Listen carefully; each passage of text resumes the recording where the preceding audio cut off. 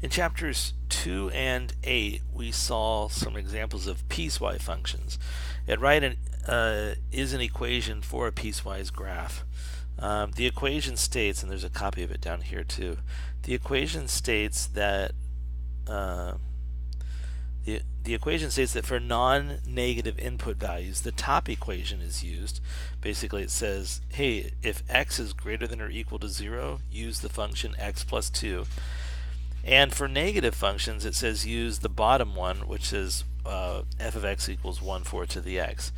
So, for example, if I was to pick a number 3, when I would put it into the top equation, I'd get the 3 plus 2 is 5, and that would be the graph.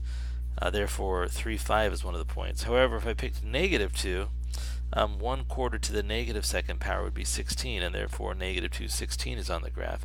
Use various other inputs and sketch input values and sketch the graph of this piecewise function. So if we were to take a look at this, part of it, the positive values are easy. So let's go ahead and plot a few of those, right?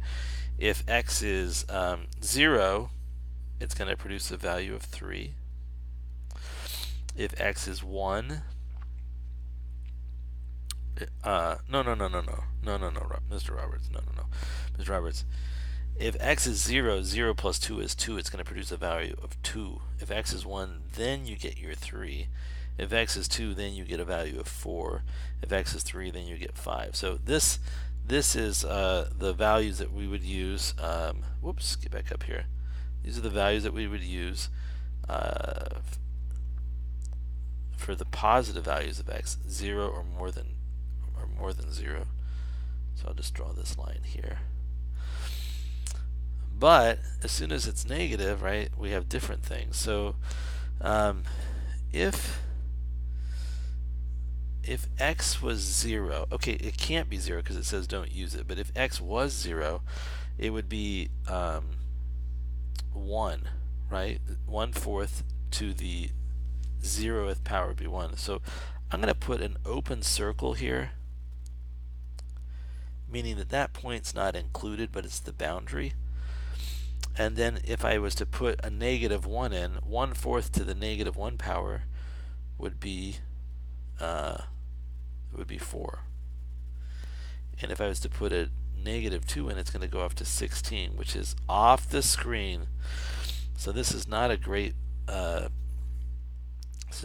graph, but it's this exponential curve that takes off like this very quickly and grows fast that way. So there you go. I probably should have stretched out the x-axis when I was setting up to graph this, but this works, right? So, and by the way, notice how I'm showing that what happens when x is 0, right? If it's 0, it's on the line and not on the function. That's why I have this open circle versus the filled in circle.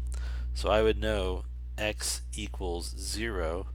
That would give me y is 2, not y is 1. So this is a function, right? Because if we had the problem where it was giving me both, then this would no longer be a function, because remember, a function, each and every value of the domain can have at most one value in its range.